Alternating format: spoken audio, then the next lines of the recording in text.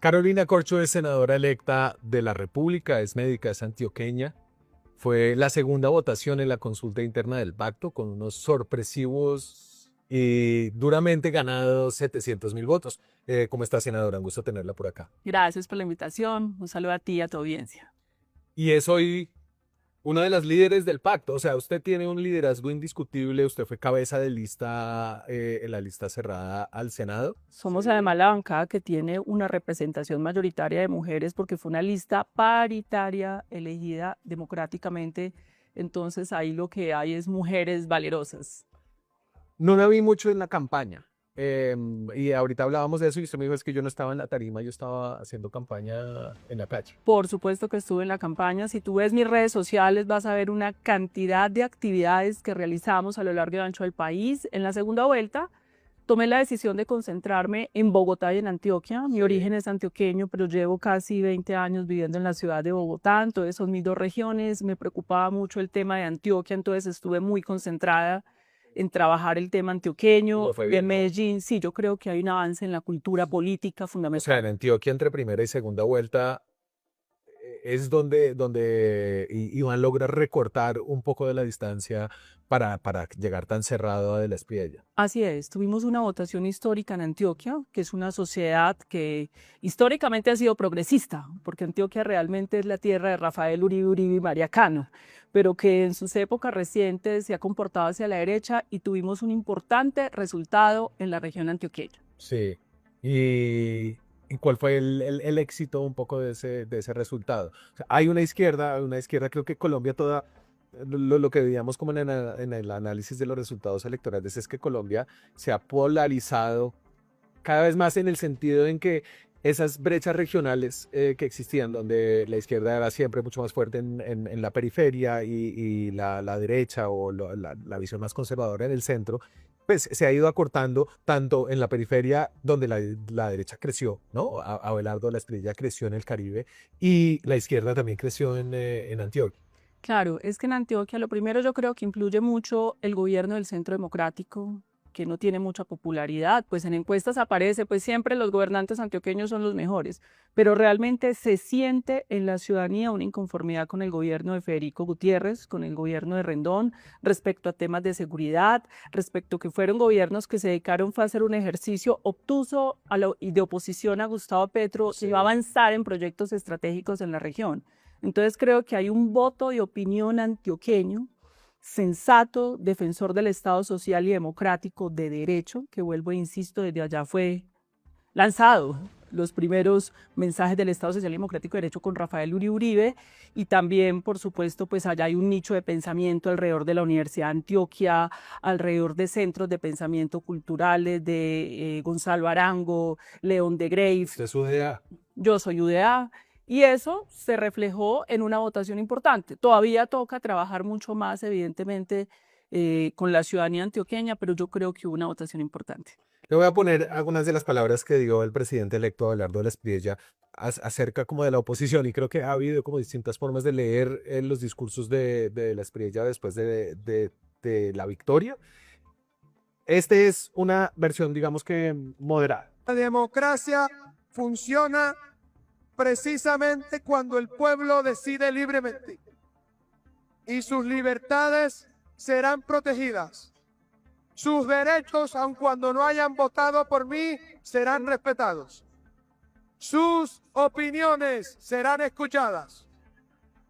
Jamás tendrán que temer por pensar distinto.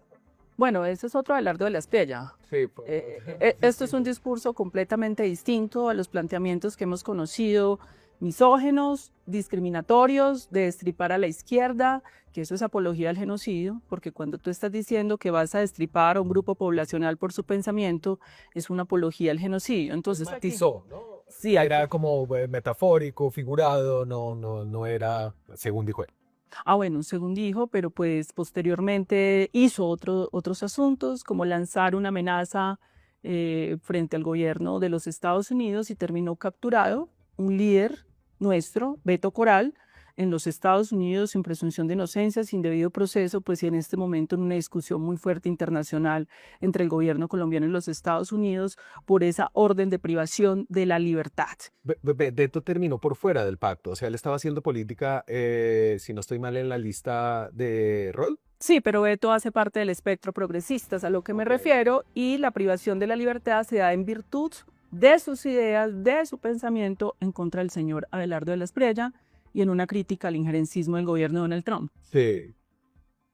Que estando allá en Estados Unidos en una situación, pues, que estaba como en el trámite de su asilo, ¿no? Que eso lo hizo vulnerable a las leyes estadounidenses. Pero eso ocurre justamente un día después, donde hay un anuncio en X por parte de Abelardo de la Espriella. Marco Rubio mandó un memorando, básicamente, Exactamente, diciendo, fue muy cara. Agárrenlo porque está criticando un aliado nuestro. Exactamente. ¿No? Creo que eso lo sacó el New York Times. Pero entonces, entre estos dos Abelardos, que yo creo que escucharemos mucho de esto, ¿no? Un poco unos señales en este camino, otras señales en otro. En ese mismo discurso dijo que el tigre mordía muy duro. ¿Usted con cuál se queda para arrancar? Bueno, para arrancar nosotros esperamos el Abelardo que respete el Estado Social y Democrático de Derecho. De hecho, nuestra propuesta es que tenemos que tener un acuerdo nacional para respetar libertades, para respetar la protesta social y para respetar la soberanía nacional. Y respetar, y también dentro de ese acuerdo nacional, avanzar en los logros sociales que ha tenido el país en un proceso reformista muy importante que a nuestro juicio debe continuar. Colombia debe continuar el camino de las reformas sociales. A propósito de, usted mencionó una palabra que creo que se ha vuelto clave en la manera como se está planteando la oposición desde su partido, y es el tema de la soberanía. Y creo que es lo que más ha recogido Iván Cepeda. Se lo voy a poner acerca de la desobediencia que plantea. Le pone un ultimátum: si usted no renuncia a su nacionalidad gringa, yo no lo voy a reconocer como presidente. De la Espriella renuncia a su condición de ciudadano estadounidense, probablemente también de miembro de una agencia de seguridad estadounidense, no debería posesionarse como presidente de la República. Y entonces ahí sale a decir que se declararía,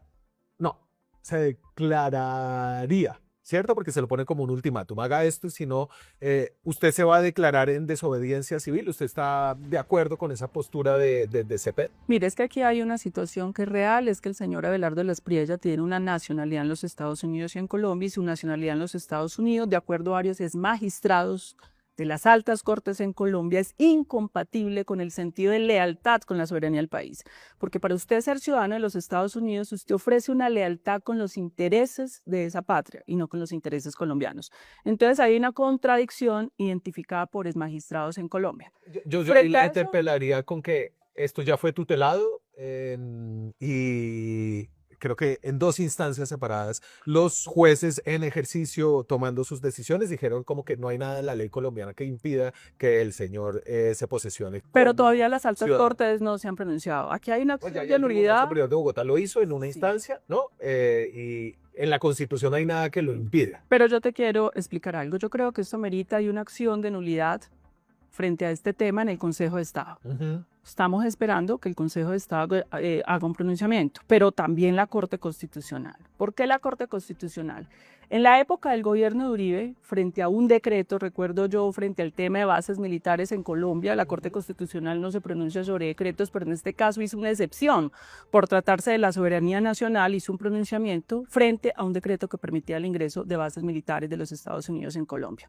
Entonces yo sí creo que por la gravedad de lo que significa la sujeción de la lealtad de la soberanía a un país como los Estados Unidos, donde Donald Trump abiertamente ha dicho que hizo injerencismo e influyó en las elecciones en Colombia, esto se amerita que el máximo tribunal de justicia, como la Corte Constitucional, aclare antes del 7 de agosto la incompatibilidad o no de esta doble nacionalidad con la figura del jefe de Estado. O sea, hasta ahora la posición de la justicia es que no hay incompatibilidad. Podría haberla si prosperan algunas como de las subsiguientes litigios que usted plantea. Pero entonces usted está de acuerdo en esta postura de declararse en desobediencia civil, lo que implica como retrotraer el reconocimiento que ya se había dado de esta elección. Sí, lo interpreto bien. La desobediencia civil es un derecho Es un mecanismo legítimo utilizado en muchos momentos de la historia del mundo. En los Estados Unidos fue utilizado, en la India, en muchos países. Es un mecanismo legítimo. La discusión aquí es más de fondo. Vuelvo e insisto. Si la Corte Constitucional aclara si hay incompatibilidad o no con De la Espriella. Sí. Ahora, respecto a ese otro tema, Iván Cepeda reconoció de nuevo lo que nosotros ya reconocimos, los resultados de las elecciones. Tenemos unos litigios, unas denuncias gravísimas por delitos electorales, por presunta financiación extranjera de la campaña de Abelardo de la Espriella, lo cual es ilegal en Colombia, Sí. porque la financiación tiene que ser de carácter nacional.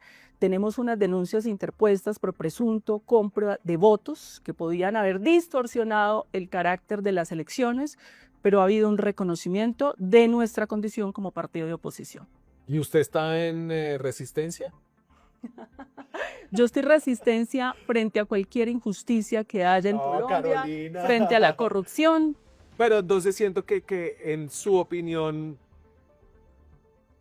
digamos, usted lo plantearía su rol de oposición de una forma distinta a como la está planteando Iván Cepeda. Estamos planteando en el rol de la oposición que ha sido reconocido por nuestro partido, a nuestro juicio, vamos a llamar un acuerdo nacional del país. Sí. Y el acuerdo nacional tiene que ver, uno de los puntos centrales es la defensa de la soberanía nacional. Donald Trump, y eso no lo puede aceptar un Estado social y democrático de derecho, ha dicho que ha interferido abiertamente en las elecciones de Colombia y en varias elecciones en América Latina. Claro, lo dijo al anunciar su adhesión a uno de los candidatos, ¿no? Eso no se puede aceptar. Nosotros tenemos una autonomía. Pero eso lo hizo Petro en varias ocasiones. ¿Lo hizo Petro en varias ocasiones? Sí. Ah, bueno, entonces pregúntale a Petro. Pero Donald No, Trump... le pregunto a usted, pues Sí, porque pero es usted que- estaba en el partido cuando, o sea, y era parte del gobierno cuando Petro lo hizo, ¿no? Entonces aquí... Una como- cosa es la opinión de Gustavo Petro, otra cosa son acciones. Vuelvo, insisto, acá hay denuncias por presunta financiación, apoyo en redes sociales, digitales, son acciones desde los Estados Unidos. Es más, hay denuncias de 11 congresistas de los Estados Unidos de los vínculos de Abelardo de la Espriella con el señor Alessá por lavado de activos y por tener 11 empresas fachadas en Miami. Estamos hablando de hechos que no son comparables con las opiniones del presidente de la República en X, que vinculan a Abelardo de la Espriella con operaciones muy complejas que se comparecen con unas opiniones de Donald Trump y con unas denuncias que hay frente a acciones. Sobre esas denuncias de financiación, ¿que hay alguna evidencia? Porque yo no la he visto, ¿no? Y entiendo que hay una injerencia en la manera en la que Trump ha actuado de manera sistemática y se ha jactado de ello en todo el Que se ha continente. adaptado, y el movimiento de redes sociales y el movimiento de recursos. Sí. Y recursos porque, Pero pues, sobre porque no nos digamos esto, Daniel mentiras. Una campaña puntual de intervención de Estados Unidos, ¿hay alguna evidencia? La de Marco Rubio. A ver, es que el candidato de aquí diga va a pasar algo mañana en los Estados Unidos, inmediatamente Marco Rubio da la orden de que se capture un activista del progresismo en función de sus opiniones, pues eso es abiertamente un Claro, pero eso es una progresismo. decisión de política interna de Estados Unidos. Eso no es una decisión de tomar. política interna, eso es una decisión que se da en el marco y en un contexto electoral. Tú no puedes interpretar eso por fuera del contexto electoral. Y son hechos que comprometen las libertades individuales y comprometen los derechos humanos. Claro, ese es un asunto que tiene que enfrentar Beto Corral en Estados Unidos bajo las reglas de Estados Unidos, y entiendo que tiene una injerencia o tiene una influencia en la elección de Colombia, que yo creo que además fue, no sé cómo lo interpretó usted, yo lo interpreto como que el episodio de Beto Corral y la adhesión de Trump no le ayudó a De la Espriella. Bueno, no sé cuál es la interpretación. Finalmente, sí tiene que quedar muy claro que este es un país soberano. Y tiene que quedar muy claro si la ciudadanía estadounidense del próximo jefe de Estado, hasta ahora reconocido, electo por las autoridades electorales en este país, es compatible con eso.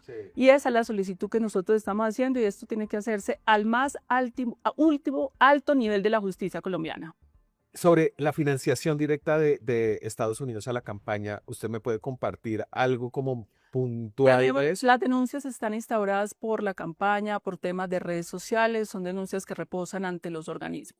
No hay No te detalles. podría dar más detalles en este momento, Ok. porque se ha presentado ante los diversos organismos de este país. Ahora, internamente dentro del pacto, obviamente se abre la pregunta de quién va a ser el líder de la oposición. Esto me sonó a algo que usted había denunciado en su campaña, que es lo que se llama como el acuerdo de cúpulas. Esta reunión de Gustavo Petro e Iván Cepeda. ¿Cómo les fue en la reunión? ¿Quién va a ser el jefe de la oposición? Gustavo Petro, el jefe de la oposición. Bueno, entonces yo no sé, estoy seguro si estaba escuchando o no, pero pareció que Cepeda como que apuntaba a Petro, Cepeda el ex candidato presidencial, obviamente la cabeza de los casi 13 millones de votos que obtuvo el pacto histórico en una derrota muy estrecha. Usted denunció mucho los pactos ¿cómo usted los llamaba? Pactos de élite durante su campaña. No sé si está viendo algo de lo mismo en esta post derrota electoral. No, yo lo que estoy viendo son dos hombres, dos jefes naturales. El uno es el presidente de nuestro partido, el otro es el candidato presidencial de nuestro partido, haciendo un gesto de unidad frente a una situación muy difícil. Sí. Unas elecciones muy difíciles en la historia de Colombia, donde solamente la diferencia entre el ganador y el perdedor son 250.000 votos. Eso genera una inestabilidad, eso genera unas dudas frente a un sistema electoral que tiene varios cuestionamientos. Entonces, yo lo que veo es un mensaje de unidad y finalmente Gustavo Petro dice el jefe de la oposición es el pueblo, que es lo que nosotros reivindicamos dentro del partido Pacto Histórico. Por eso el partido Pacto Histórico, que solamente se volvió partido en enero, que nos otorgaron después de una batalla campal la personería jurídica, se aboca a construir su congreso fundacional para que sea el pueblo, sus bases, sus militantes, sus líderes y lideresas regionales, populares, quienes tomen decisiones fundamentales y estratégicas de nuestro movimiento, partido-movimiento. Para usted, ¿quién debería ser el líder de la oposición? Pues es que hay varios líderes. Evidentemente, Gustavo Petro es indiscutible líder de la oposición. Iván Cepeda es un indiscutible líder de la oposición. Ahí estamos también nosotros desde la bancada, pero también hay un partido, Pacto Histórico, que se declara en oposición. Estamos pendientes también cuáles son los otros partidos que se van a declarar. Pero mire, te digo, Daniel, para mí que es lo importante. Nosotros queremos hacer un llamado a un gran acuerdo nacional, a todos los partidos políticos, en defensa del Estado social y democrático de derecho, de las reformas sociales, y no solamente vamos a llamar a los partidos que se declaren oposición. Queremos llamar a senadores y representantes del partido de la U, conservadores, del liberalismo. Allí también hay senadores y representantes a la Cámara que van a defender los avances, los logros sociales de este país, que los invitamos a respaldar las reformas sociales y a que hagamos un acuerdo porque se respeten las libertades individuales y que lo que el señor de la Espriella ha dicho no se materialice en la vulneración de los derechos. Senadora, ¿cómo liderar un acuerdo nacional y un acuerdo de diálogo estando en desobediencia? Y en esa desobediencia que incluye abstenerse de reconocer al otro, en este caso de la Espriella, como el presidente, si no cumple ciertas condiciones. Pero vuelvo y te digo, el llamado que yo estoy haciendo es que esto lo dirima la Corte Constitucional. Ok. Lo dirima la Corte Constitucional, que es nuestro tribunal soberano nacional, que se pronuncia y aclare, porque vuelvo e insisto, sí existe la contradicción entre jurar lealtad al gobierno de los Estados Unidos y ser el jefe de Estado en Colombia. Ahora, la desobediencia civil requiere una cohesión de la sociedad, unas mayorías, una organización, eso ya se verá, pero aquí lo sustantivo y central es que se aclare la situación de Abelardo de la Espriella. La izquierda tiene unas cosas, o sea, yo creo que la izquierda en el ciclo electoral dio una muestra de no tenerle miedo a la democracia profunda dentro de los partidos, ¿no? Creo que no fue nadie más tomó la decisión, ¿no? Soltar el bolígrafo y que pusieran a elección en las urnas en una fecha fría, todo de afán porque entonces no habían logrado lo uno, lo otro, ¿no? Con el CN y poner a elección todas las listas y además la candidatura presidencial, ¿no? Ese fue un ejercicio de democracia. Y tiene otra forma en la que exorciza sus discusiones internas como de una manera distinta como lo hace la izquierda. Le voy a poner a Daniel Mendoza. y no sé, él no es un portavoz de todo el movimiento, pero sí es creo que una figura ahí adentro, una activista que hizo un documental que fue importante dentro de la izquierda, que fue Matarife, como una serie sobre los supuestos abusos de Álvaro Uribe Vélez. Y él le hace una crítica a Iván Cepeda a la que yo querría que usted reaccionara. Yo, Iván, a mí me duele mucho decir esto, Iván. Muchísimo, muchísimo. Pero la verdad es que usted nos escupió en la cara. Usted nos vendió, Iván, al aceptar ese triunfo. Usted nos vendió, Iván. Bueno, entonces ahí está Mendoza, y Mendoza le reclama a Cepeda haber reconocido las elecciones y retoma algo que usted mencionaba. No sé si usted le da la misma dimensión, y es el tema de unas supuestas irregularidades en las elecciones. ¿Usted está de acuerdo con la postura de que fue un error haber reconocido la victoria de la Espriella? Mire, cada quien tramita su frustración de manera distinta. Yo creo que es un derecho humano básico, emocional, que cada quien exprese la frustración, porque evidentemente nosotros queríamos ganar, estábamos compitiendo para ganar. Vuelvo y te repito, hoy hemos reconocido los resultados, hemos participado en los escrutinios, la diferencia es muy pequeña. Los cuestionamientos sobre el sistema electoral, en todo caso, en Colombia son muy grandes. Te cuento solamente uno. Muy grande, Nosotros todo explica que nos fue mucho mejor que a Perú, por ejemplo. Interpusimos una acción de cumplimiento frente a la registraduría, porque frente a fallos del Consejo de Estado se ha solicitado que el software de la registraduría sea de carácter público, auditable por todos los partidos políticos de este país, que haya trazabilidad de los E14 y los E24. Daniel, no hemos logrado todavía eso. No hemos logrado, y con eso competimos en las elecciones congresionales y esperamos que no nos toquen las próximas elecciones volver a competir con la opacidad frente al software del proceso electoral, que es de carácter público de todos los colombianos y los partidos políticos. Entonces, evidentemente hay una frustración porque también sabemos cómo ganó De la Espriella. De la Espriella fue apoyado por clanes políticos. De la Espriella no es ningún outsider que apareció y de repente fue apoyado por clanes de la política tradicional. Claro, el que no tiene clanes. Fue apoyado por sectores corporativos que coaccionaron a la gente y sectores empresariales para que fueran y lo apoyaran. Fue apoyado por el uribismo agazapado. Uribe está agazapado allá. Nosotros que no nos vengan a decir que De la Espriella es un hombre de opinión, que apareció y conquistó una opinión emocionalmente. Ahí se movilizó todo el aparato del régimen del establecimiento, que ha sido cuestionado por vínculos por el narcotráfico, con el paramilitarismo, el propio De la Espriella y sus aliados. Entonces nosotros fuimos derrotados frente a una postura que creíamos haber superado ya en Colombia y que vuelve a ganar las elecciones, y eso genera frustraciones. Sí, y yo lo entiendo, la política creo que uno no es limpia en ningún lado donde uno mire, entonces todos se los voltean al proyecto del que usted hace parte, y ustedes también tienen clanes. Por ejemplo, el clan Torres fue el senador más votado, de hecho, en su lista. Pedro Flores, que es sobrino político de Euclides Torres, un contratista que ha ganado muchos contratos públicos en este gobierno. Ustedes tuvieron el apoyo sin precedentes del aparato estatal. Yo parto de la presunción de inocencia y del debido proceso.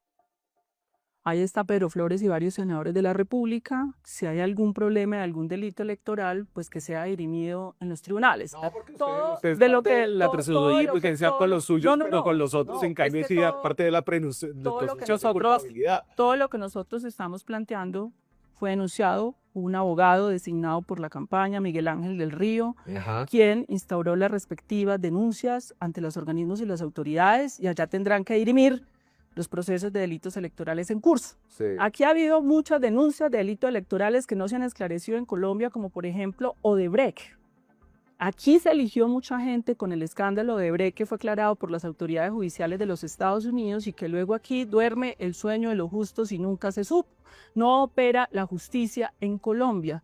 Por eso estamos en las dificultades que estamos. Aquí hay denuncias instauradas por la recolección de firmas del señor Abelardo De la Espriella, que parece ser que una cantidad de firmas no corresponden, eran falsificadas, y no vemos una respuesta clara y contundente del Consejo Nacional Electoral, Todo el 60% y de las está firmas. denunciado, y tiene que haber una respuesta de las autoridades, porque si no, entonces nos quedamos. Claro, las autoridades electorales han desestimado, pero yo entiendo que lo ha hecho el CNE, que es un órgano que tiene Sí, muchos cuestionamientos tiene de que, origen y tiene que político. haber unas respuestas. Eh, entonces, como para redondear el futuro de la oposición, eh, ustedes entrarán al Congreso con la bancada más grande, aún así minoritaria, y las oportunidades de un diálogo temprano con el nuevo gobierno, ¿cómo las ve? Más allá de lo de la desobediencia, que está condicionado al tema de la nacionalidad de la experiencia.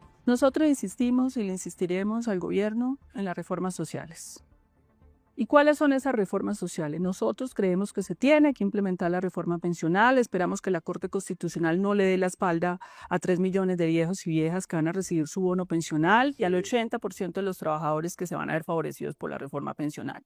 Nosotros creemos que hay que mantener y profundizar los logros de la reforma laboral con las horas extra, los dominicales, los festivos que se entregaron a los trabajadores. Y nosotros creemos que hay que sacar el sistema de salud de la corrupción y que debe haber un sistema de prestación pública-privada. Nunca hemos propuesto la estatización del sistema, eso es de las grandes mentiras, donde se pague directamente a clínicas privadas y hospitales públicos para que no sigan estafando a los droguistas, a los dueños de las clínicas, y se le pague. Creemos que debe haber una salud preventiva, creemos que debe haber una industria nacional de medicamentos, una inversión de los recursos de la salud para producción nacional de medicamentos que fortalezca esa industria.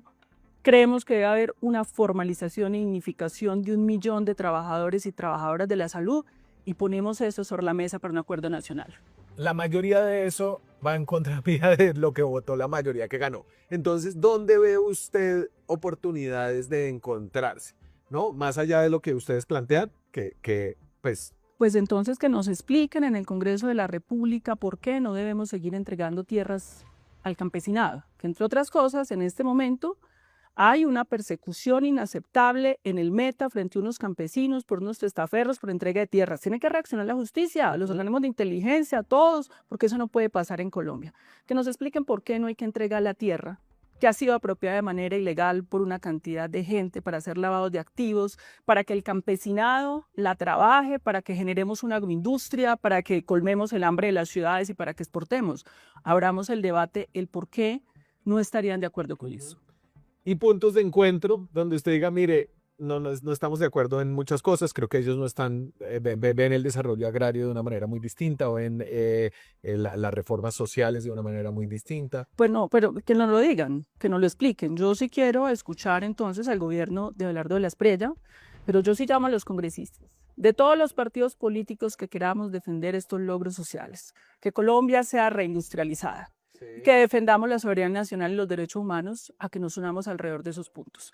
Que hagamos una reforma política, por ejemplo, una reforma política para que los partidos políticos en Colombia tengan financiación pública y no sea la plata de ciertos negocios, de consorcios, de Odebrecht, de grandes contratistas los que determinen el sistema político en Colombia, sino que todos tengamos posibilidad de participación, que reformemos el Consejo Nacional Electoral. Eso no puede ser elegido por los partidos políticos. Le voy a poner lo poco que ha adelantado Rodrigo Lara, el ministro designado para ser ministro del Interior, que sería su interlocutor en el Congreso. Vamos a invitar básicamente a los miembros del Congreso que quieran apoyar estas grandes iniciativas por y para el pueblo colombiano a que nos acompañen, pero con todo sobre la mesa. Como hemos dicho, nosotros entendemos la función de representación de los senadores y de los representantes a la Cámara, entendemos ese papel que juegan en sus regiones. El Estado va a llegar a las regiones, pero todo va a estar sobre la mesa. Que nos pongan sobre la mesa qué es lo que van a poner sobre la mesa. Plata van a poner sobre la mesa. O sea, lo que me pareció es que van a poner plata. O sea, lo que él dice, vamos a transparentar la negociación presupuestal que se hace en este híbrido parlamentarista presidencialista que hay en Colombia con el Congreso, ¿no? Eso es lo que le entiende. Bueno, para mí todavía no es muy claro cómo va a ser la postura, cuáles son las propuestas, porque en la última Duque entrevista, intentó algo como eso en su primer año en el... en la en última el- propuesta que yo le escuché a Abelardo de la Espriella, en la última entrevista en campaña, dijo que ni sabía qué reformas ni qué era lo que iba a presentar en el Congreso, que iba a presentar 90 decretos. Sí. Esos decretos tienen que estar ajustados a la Constitución, porque a nosotros no nos van a decir entonces que van a cerrar superintendencias por decreto. Eso es un golpe a la Constitución política. No puede el gobierno de Abelardo de la Espriella pasar por encima de la Constitución política. De acuerdo, como sucedió en este gobierno que se cayeron innumerables decretos en el Consejo de Estado que se volvió como un... Pero no porque el gobierno pasara por encima de la Constitución política. El gobierno presentó sus decretos, acató los fallos de las Cortes, pero yo le quiero decir un asunto también aquí. Pero sí pasó por encima de la Constitución. No, Eso- no eso- pasó por eso el... determinó Mire, la Corte. mire, yo le explico lo que pasó con la Corte Constitucional, por ejemplo, en materia de salud. Sí. La Corte Constitucional ha tenido una jurisprudencia progresista en materia del derecho fundamental. Entonces la Corte Constitucional llega y dice, es insuficiente el recurso que el gobierno destina Vamos a hablar para de la la salud de UPC. los colombianos. Párale bolas. Y párrafo siguiente dice, es insuficiente, pero no tenemos datos que lo demuestren, porque los datos son opacos y las EPS no entregan los datos.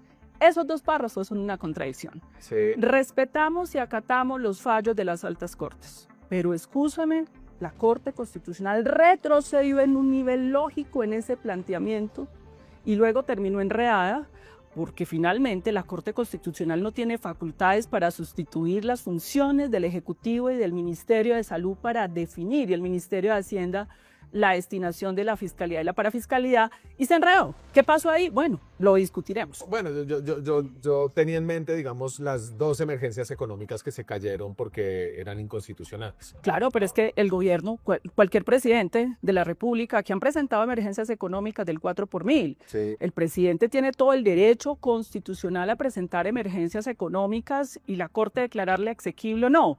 Respecto a la Corte Constitucional me llama la atención porque tenemos el derecho a controvertir los fallos de Sin las duda. altas cortes, a discutirlos. Acatarlos dices? y No hubo- discutirlos. Decía la Corte Constitucional, no hay hecho sobreviviente para que se haga un decreto de emergencia económica. Yo me distancio de esa postura porque sí había hecho sobreviviente. El hecho sobreviviente es el déficit fiscal del país. Un déficit fiscal profundo donde el gobierno presentó en el Congreso de la República el presupuesto general de la Nación, el Congreso le dice, se lo apruebo a sabiendas que tiene un déficit de 16.3, hay una promesa del Congreso que eso se va a zanjar y después le dicen que no y lo bloquean. Claro, le dicen El que no porque no bloqueo- le gusta la propuesta de El financiamiento bloqueo que presenta el institucional, a mi juicio, esto ya es otro debate, es un hecho sobreviviente que no tuvo en cuenta la Corte Constitucional y los efectos de eso es la desfinanciación, el déficit fiscal, que es uno de los temas que tendrá que resolver el señor Abelardo de la Espriella, y dentro del Acuerdo Nacional nosotros queremos proponer un pacto fiscal de cuáles son los impuestos que vamos a cobrar y a quiénes para poder cubrir ese vacío.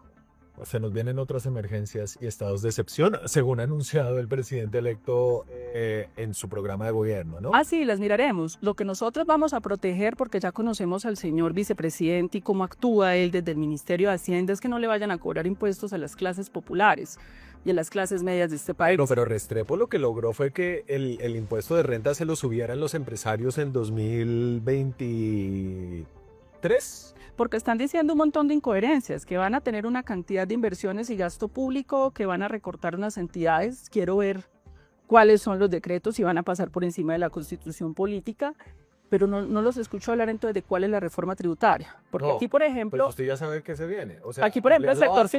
el sector financiero cobra muy pocos impuestos. El sector financiero. Pero aparte de eso, en esas leyes de Paga financiamiento, muy pocos impuestos. muy pocos impuestos. Sí.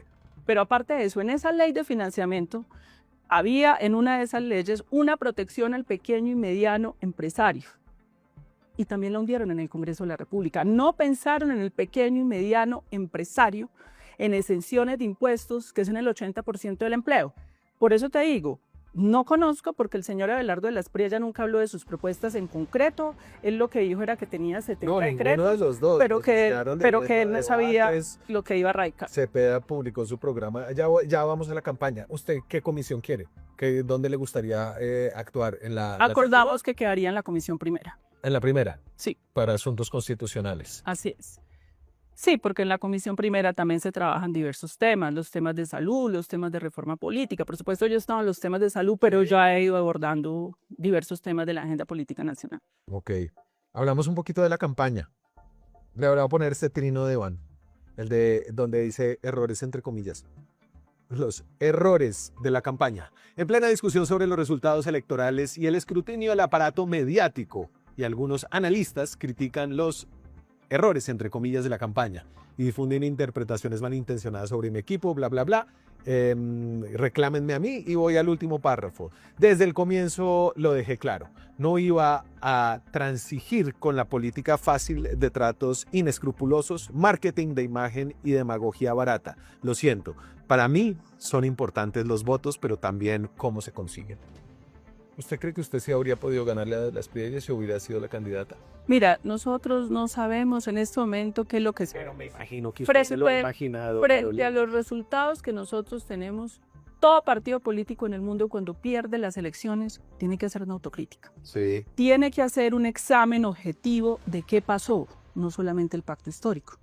Aquí tiene que haber una autocrítica, una evaluación objetiva, sin canibalismo, sin esa discusión. No es un asunto personal, es un asunto porque es que esto es una fuerza política muy importante.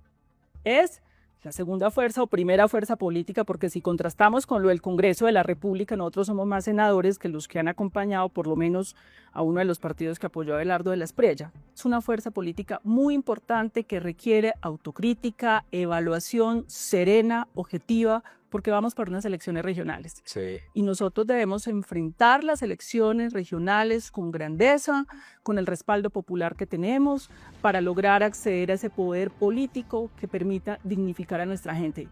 Cada que nosotros perdemos unas elecciones, se pierden derechos para la gente, se pierden posibilidades de avances sociales, democráticos, en libertades.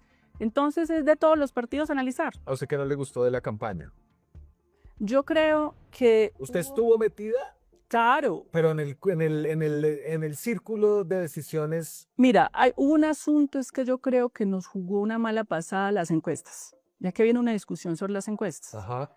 El triunfalismo de las encuestas, del tema de ganar en primera vuelta. Sí. Ese triunfalismo creo que jugó una mala pasada. Claro, pero ahí en lo que les jugó la mala pasada fue no saber leer las encuestas, pues porque ninguna mostraba que podían ganar en primera. Pues mostraron unos porcentajes, por ejemplo, Inbamer mostró un porcentaje del 44%, otra sacó que el 46%, y eso al final no fue lo que ocurrió en la primera vuelta. Le a la de CELAC, ahí una diferencia de 4 puntos. Una diferencia de 4 puntos. Y ya esas encuestadoras se habían equivocado hace 4 años, entonces yo creo que ahí tenemos que hacer una evaluación sobre la credibilidad que le damos a dar las encuestas para poder apalancar nuestro proceso electoral. Y el Economist, a mí, de la revista británica, hablando de Cepeda y del contraste entre la campaña de Abelardo, que apeló como a muchas técnicas modernas, algunas en el filo de la navaja, entre la desinformación, ¿no? Como en la inteligencia artificial y todo este cuento, pero como apeló a las técnicas modernas de comunicación política. Y Iván Cepeda siempre tuvo una actitud que el Economist, esta revista, expresó de una manera muy curiosa como ludita, y se refería como a los trabajadores que comenzando la revolución industrial se oponían a la tecnificación, y iban y rompían las máquinas porque no querían como el avance de estas técnicas modernas. ¿Usted piensa que Iván fue demasiado conservador dentro de un mundo tan progresista como el del pacto histórico? Quizás sí, eso se revirtió en la segunda vuelta, en donde yo quiero aprovechar la oportunidad para agradecer inmensamente a la base social, popular, ciudadana, juvenil, que se movilizó con toda la creatividad. Pero se movilizó sola. Para lograr el triunfo de la campaña. Es decir, esa base social tiene toda nuestra gratitud por ese trabajo enorme que se hizo. Vuelvo, insisto, el triunfalismo. Eso pasó en el Ecuador también. En el Ecuador se daba por ganadora en primera vuelta la candidata de Rafael Correa, y eso pues evidentemente generó que posteriormente Noboa lo sorprendiera. Pero vuelvo y te digo, son análisis que tenemos que hacer ya más en detalle, que tiene que hacer el partido en sus escenarios de manera muy serena, tranquila, muy objetiva, porque lo que tenemos es futuro, Daniel. Nosotros tenemos futuro. Sin duda. Creo que eso nadie se lo va a a disputar, senadora. Tienen 25 senadores, tienen ¿cuántos representantes?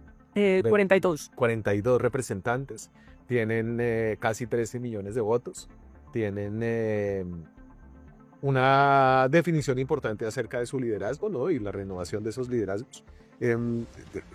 Esa gente que se movió y se autoorganizó. O sea, yo ahí sentí, me acordé mucho de la manera en la que usted planteaba la política del pacto histórico. Usted hizo una campaña larga, una campaña habiendo sido una ministra con un legado muy disputado, ¿no? El legado de salud. Pero que logró movilizar de una manera distinta a la base social de izquierda en Colombia. Eso se perdió un poquito en el camino, ¿no? Y se despertó en segunda vuelta, pero quizás muy tarde. Sí, acá hay una mística, acá hay un trabajo de base, acá hay unos líderes y lideresas supremamente valiosos que no tiene otro partido político en Colombia, que se movilizan de manera libre por sus propios medios para poder lograr un objetivo político. Y esa es la responsabilidad que tiene nuestra dirigencia.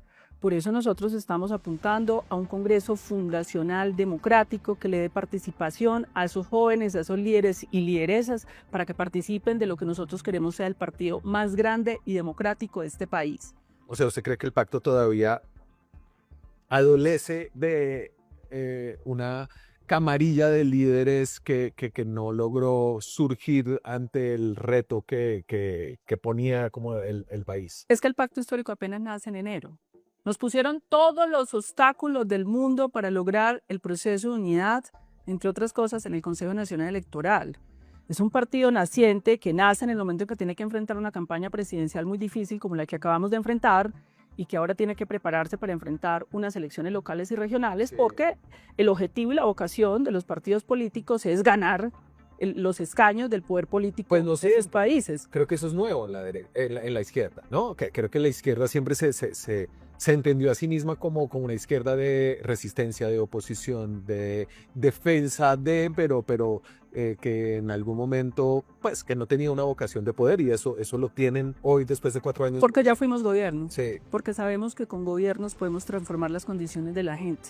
Vuelvo y te insisto, cada que nosotros perdemos unas elecciones, es un plato de comida menos que llega a una casa, es un ecosistema más que cierran, es un derecho más que recortan, es un abuso contra la libertad de la democracia en este país. Entonces nosotros no podemos darnos ese lujo y tenemos que trabajar en función de organizarnos para nosotros poder representar ese pueblo. Pero fíjese que en el análisis posterior, donde todo el mundo se vuelve como un genio del pasado, creo que lo que entendimos nosotros y escuchamos de mucha gente es que había habido un error muy grande estratégico de parte del presidente Petro, principalmente, que asumió también Iván Cepeda, y era dividir a la sociedad colombiana en dos, en el pueblo y las élites. Y esto se hizo desde el gobierno, ¿no? Y que la sociedad colombiana era mucho más diversa. Había una clase media y había varias clases medias y había distintas clases populares, y que esa forma un poco dialéctica, un poco siglo XX de definir a la sociedad colombiana se quedó corta para entender su diversidad, que era un poco lo que el pacto histórico había entendido en 2022 al hablar de multitudes, y se les olvidó. Daniel, pero es que eso no es una división del presidente Gustavo Petro. ¿Tú crees que no existe una élite en Colombia? Sí. Existe una élite. Pero que no existe una oligarquía en Colombia, que eso se lo inventó Gustavo Petro. Pero borraron a la clase media, Carolina. Claro que existe una élite, borraron una a la oligarquía gente. en Colombia. O mira el gabinete que va a armar Abelardo de la Espriella para que veas quiénes son los representantes de esa oligarquía, cuáles son los intereses que han defendido. Es que eso no lo dijo Petro, eso lo dijo Gaitán, eso es una exclusión de Alfonso López Pumarejo. Pero Es una exclusión hasta de hay una Bolívar. sociedad más diversa, entonces hay una clase media que le interesa el tema de la seguridad, que fue totalmente descuidado durante el gobierno y en la campaña por Iván, que no tuvo una propuesta de seguridad sino hasta 2 semanas antes. El tema del mérito propio.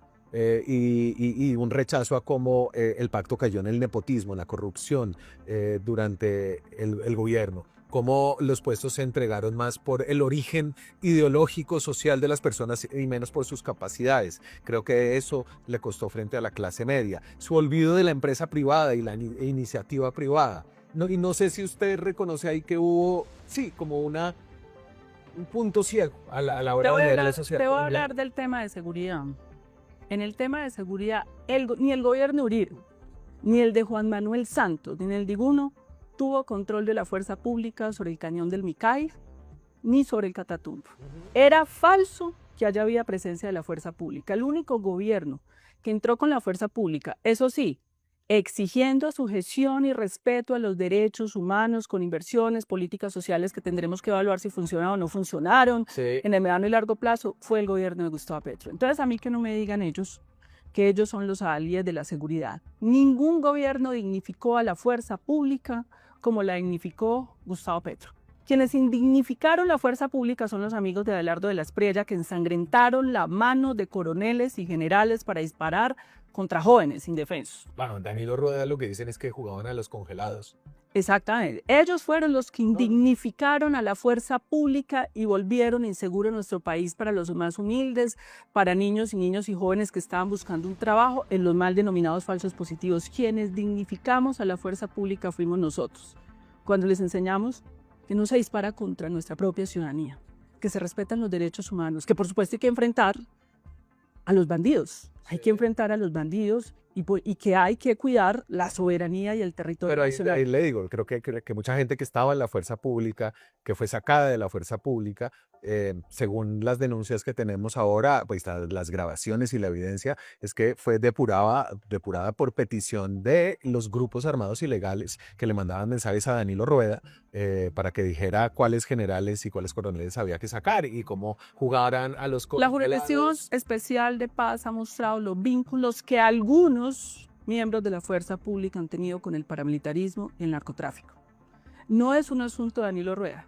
Se llama el Tribunal de Jurisdicción Especial de Paz, donde han mostrado la depuración de la fuerza. No, es que la Jurisdicción Especial de Paz, otra que también quiere acabar el señor Abelardo de la Espriella, y yo hago un llamado a las altas cortes a proteger y hacer unidad de cuerpo para proteger la jurisdicción, el Tribunal de Justicia Transicional, creo más importante del hemisferio en la época reciente. Es un llamado que también quiero hacer. Y esa jurisdicción sigue operando. ¿Por qué la quiere acabar Abelardo? ¿Por qué les duele la verdad? Que el pueblo colombiano sepa la verdad de lo que pasó con el narcotráfico, de lo que pasó con el paramilitarismo. No sé. No les gusta porque ganaron en el no y entonces sienten que fue una derrota, pero no me quiero meter por allá. Usted me está llevando al pasado, yo quiero pensar en el futuro. No, es el presente. Es que Abelardo lo dijo, que una de las instituciones que él va a acabar es la Jurisdicción Especial de Paz. Sí, vamos a ver cómo, que aparte de eso, cómo le va con esa. Esa institución es del bloque de constitucionalidad. Es un compromiso del Estado colombiano, no del gobierno, del Estado. De acuerdo. Le voy a mostrar este mapa. Esta es como la ola naranja. Este no es un mapa, es una gráfica. Esta la saca el Economist. Es como América Latina giró a la derecha. No solamente a una derecha institucional, sino a una nueva derecha. Eso es el número de presidentes por año que son parecidos a Trump. Según el Economist, desde el 2014, todas las elecciones las ha ganado Trump en América Latina.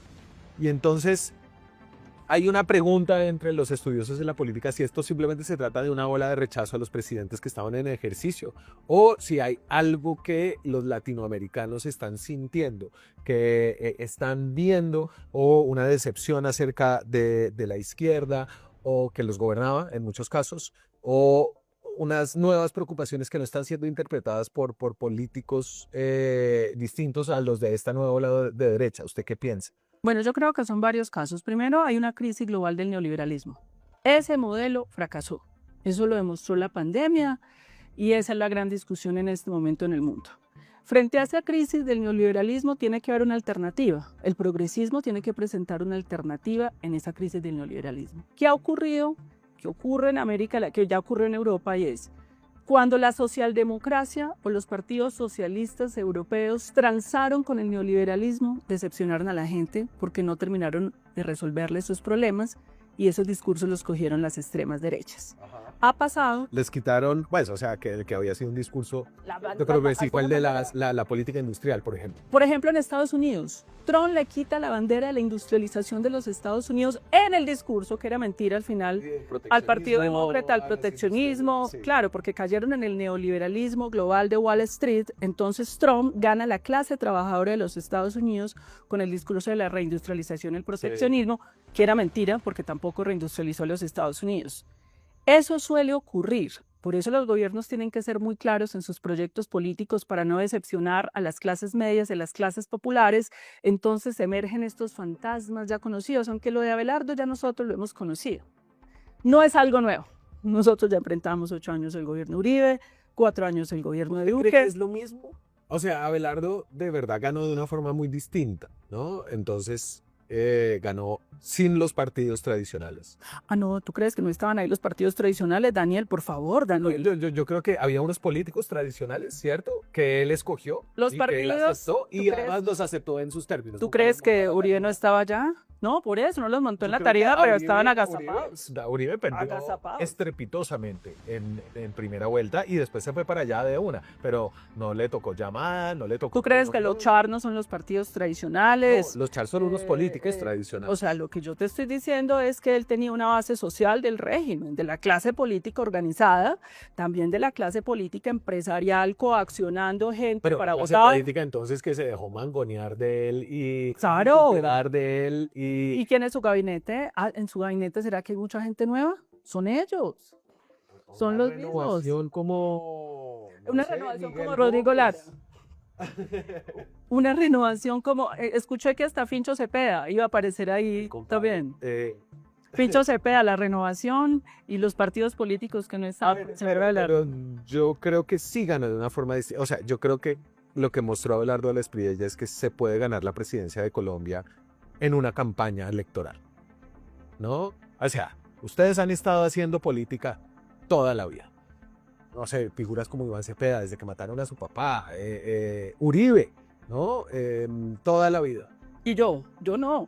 Usted estaba en el sector social antes y Pero yo sacó- digo una cosa, tú me haces acordar a discusiones que yo tengo con mis amigos, Sí. que es que Rodolfo Hernández ganó por TikTok, que es un fenómeno de las redes. No confundamos la política con las redes. Las redes y la comunicación son muy importantes, pero las redes reflejan una base social.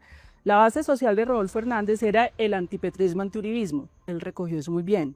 La base social que tiene plata, que de Abelardo de la Espriella, que tiene clanes, que tiene partidos tradicionales, se llama el antipetrismo. Él rodó sobre el antipetrismo y sobre esa base social, donde también hay partidos tradicionales, políticos tradicionales y sectores ilegales de este país, rodó y eso le permite un triunfo. Y una ciudadanía conservadora que existe en Colombia. Claro, también hay una ciudadanía Su reaccionaria. Antioquia, no me va a decir que su Antioquia, pues es que son todos mariacanos. Vayamos avanzando. Antioquia es la región de Mariacán, Pues también es la región de Álvaro Uribe. ¿no? pero sobre todo de Rafael Uribe Uribe. Mi historia del siglo XIX. Uribe había jugado en ambos bandos, o sea, fue un reunificador de la República. Sí, en esa época, pero además sus discursos eran completamente en defensa de la clase trabajadora, un hombre que defendió la hacienda, pero sobre todo los trabajadores, así como Mariacán. Y hay un empresario antioqueño honesto y decente, que sé que los hay muchos actualmente, Pablo Tobón Uribe, el mismo Nicanor, es decir, hay una tradición muy distinta que es lo que nos explica el avance que hemos tenido allá. Estados Unidos va a ser un actor clave en los próximos 2 años al menos. En 2028 va a elecciones Estados Unidos y su mano no ha sido suave, ¿no? Tienen al presidente Petro en la lista Clinton con unos argumentos pues muy políticos, sin mostrar ninguna evidencia de que realmente tenga contactos con ningún grupo narcotraficante. Tienen a su cónyuge aún en proceso de, no sé lo que esté pasando ahí, pero en desaparición. Tienen al ministro del Interior, tienen a Nicolás Petro, que está en juicio por corrupción. Y esto dice Bernie Moreno, es un senador republicano de origen colombiano, pero que se ha vuelto como el portavoz de Trump en Colombia acerca de la salida de la lista Clinton de Gustavo Petro. Creo que es bastante probable que el presidente Petro salga de esa lista OFAC y que todos estamos pensando y luchando para el futuro de este gran país. Entonces, está ahí como la condición, el condicionante. ¿Usted cree que a Petro lo van a perseguir los Estados Unidos para tratar de aplacar su capacidad de oposición frente a Abelardo de la Espriella? Yo espero que no lo hagan porque Gustavo Petro es una figura muy representativa de este país. si se atreven de manera arbitraria a perseguir a Gustavo Petro, pues van a levantar una movilización muy grande en Colombia. Entonces yo espero que eso no ocurra. Y por supuesto desde nuestro partido uno de los compromisos es salvaguardar y defender la integridad del presidente Gustavo Petro. Muy diplomática. ¿Sí? ¿Por qué diplomática? No, sí, porque creo que las muestras de que tienen una palanca de... Claro, pero es que el gobierno de Donald Trump tiene muchos problemas también en el interior de los Estados Unidos. Van a enfrentar unas elecciones congresionales en noviembre. Tienen movilizaciones muy grandes al interior de su país. Las marchas no solo son en Colombia, las marchas están en Chile, también frente a CAS, que ya en este momento CAS, no, su partido no ganaría las elecciones hoy, también son frente a Milei. Hoy Milei tiene una de las popularidades más bajas.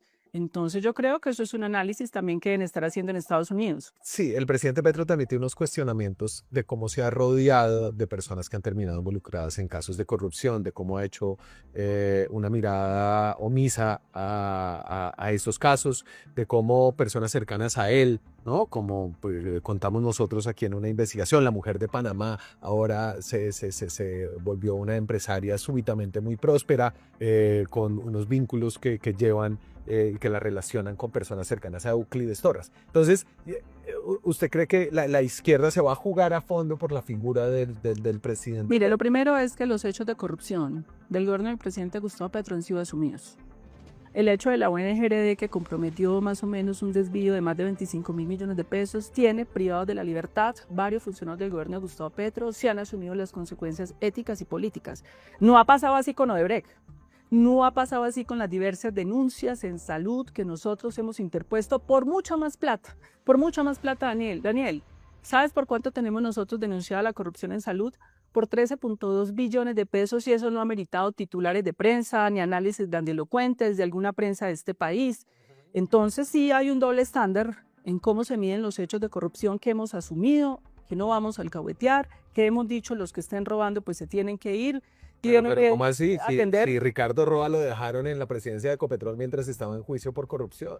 Pero porque es un debido proceso, No, la presunción de inocencia del debido proceso. Lo que tercero es la presunción de inocencia del debido proceso. Han sido derrotados en juicio varios funcionarios del gobierno de Gustavo Petro, pero vuelvo e insisto, hemos hecho denuncias, lo que puede ser el saqueo y hecho de corrupción más grave de la historia reciente de Colombia se llama el sector salud. Ha habido omisión, absoluto silencio, impunidad, ausencia de avances de la investigación por parte de la Fiscalía General de la Nación, ningún fallo de responsabilidad fiscal por parte de la Contraloría cuando ha sido probado hasta la saciedad, hemos sacado documentos, lo hemos explicado. Entonces hay un doble estándar en la discusión de la corrupción de este país. Hay un doble estándar, en eso estoy de acuerdo. ¿Quiere que le pregunte algo más? Creo que hemos hablado de todo. Pues bueno, no, dejémoslo ahí para seguir hablando en el futuro. Me alegra mucho que haya aceptado finalmente la invitación a pasar por acá. Carolina Corcho es senadora electa de la República, tendrá un rol de liderazgo sin duda importante, como una mujer que ya carga una votación propia de 700.000 votos, quien asumió la cabeza de lista del Senado y quien es una voz distinta dentro de las cúpulas tradicionales de la izquierda colombiana, ¿cierto? Muchas gracias de verdad, senadora, por pasar por acá. Muchas gracias a ustedes por acompañarnos. Aquí estaremos en el cubrimiento de esta transición y se nos viene el 20 de julio, después el 7 de agosto. Quédense con nosotros aquí en La Silla Vacía. Muchas gracias. Chao.